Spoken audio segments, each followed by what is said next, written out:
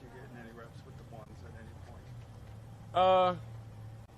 I don't think that's not my place, to answer, to even be able to give the answer to that. I feel like it's not in my control.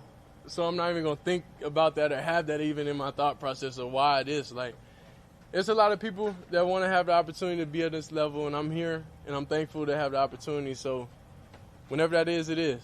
But it doesn't make me feel down, or it doesn't make me feel left out or anything, because I know who I am as a person, I know who I am as an individual, and I know what I could bring to this team. So I can never feel less than, in any circumstance.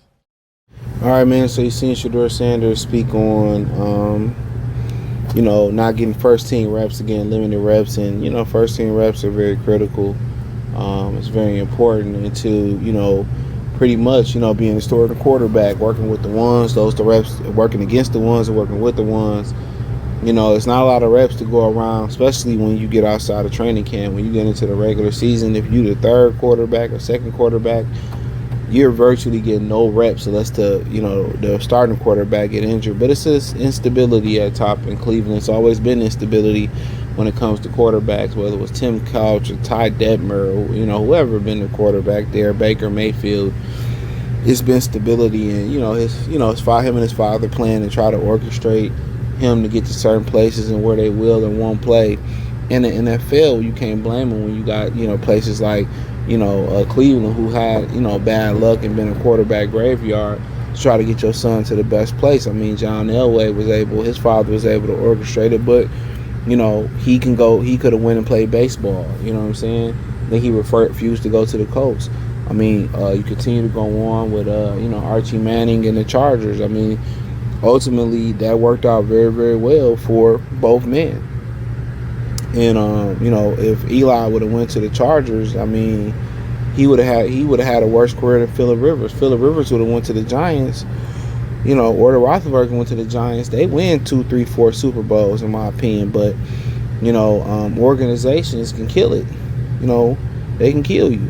You know what I'm saying? They can kill your whole career.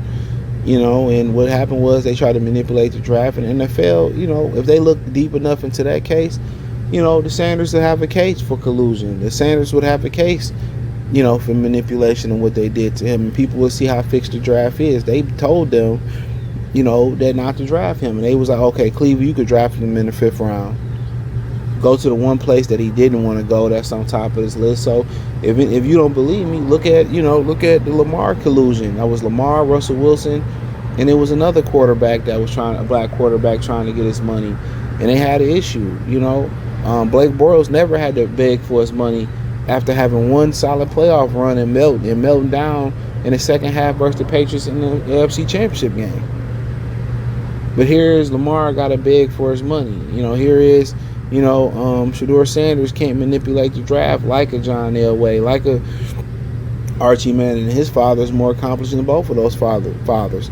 And a lot of people that have that mentality like Deion do is like, we all equal playing field, or we all, I'm on the same equal playing field as you because I live in the same neighborhood, or I got to go jacket, or I work on ESPN, or, or I said everybody can say the N-word, watching everybody.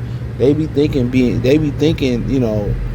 that, your money, your skin, your money, your, you raccooning, you butter biscuit buck dancing, your gold jacket, or your status in your career means you can supersede your skin color. It cannot. Remember Adonis told me this. He said, man, the poorest white person wouldn't trade their white privilege in with the wealthiest black person. And I said, damn, that's deep. That's deep.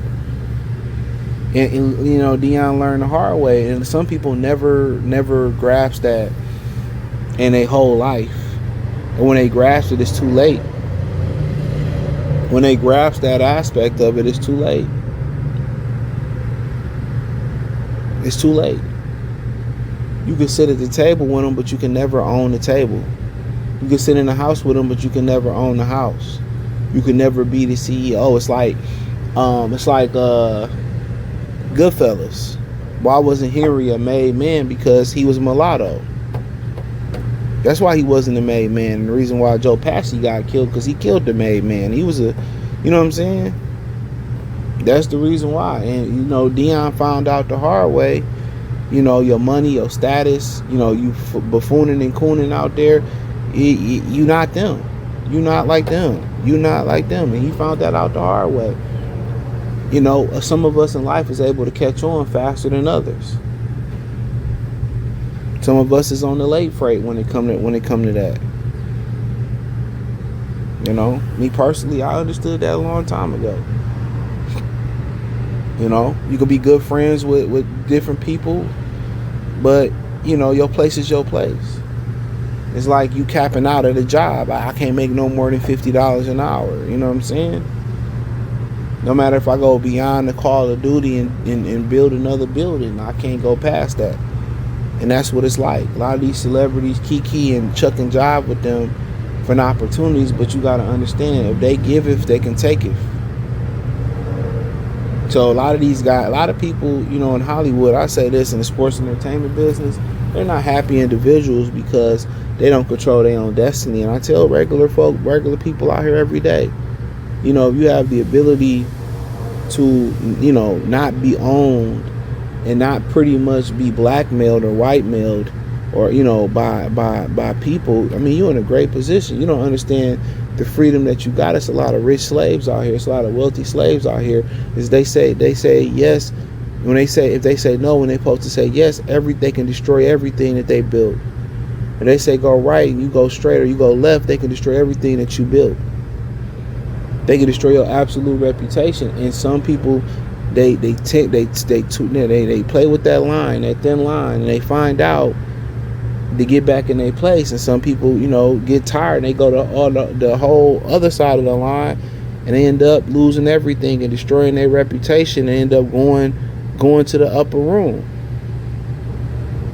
You know, so you got to remember that. And he, you know, what he did was he gambled with his son's career. You know, so now he behind Dylan Gabriel, Kenny Pickett, Joe Flacco. You know what I'm saying? And ultimately, we'll see what happens.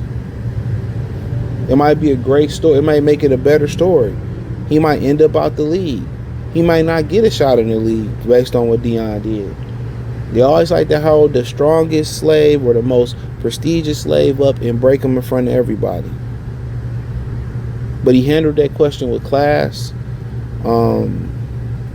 And ultimately, can Cleveland, you know, decide to be choosy? And then you think about it, you know, Cleveland is on the NFL shit list, the owner shit list. They gave Deshaun Watson that fully guaranteed contract when they shouldn't have. Are you surprised things ain't went right in Cleveland? The NFL, the owners are petty. If they really did a full investigation into sports, bro, like, people wouldn't even fuck with it no more. They wouldn't bet their money. Sports would be bankrupt. I'm telling you that right now. Sports would be bankrupt. That little bit of collusion you seen against Lamar, that came to light, and Russell, that's just a piece of the pie. But hey, thumbs up the video, share the video, subscribe to the channel. The subscribe button is the bell icon button. Check out the NFL playlist. You can find me on X, Instagram, Spotify, Anchor, Cash App, Venmo, PayPal. Appreciate the love and support. Peace.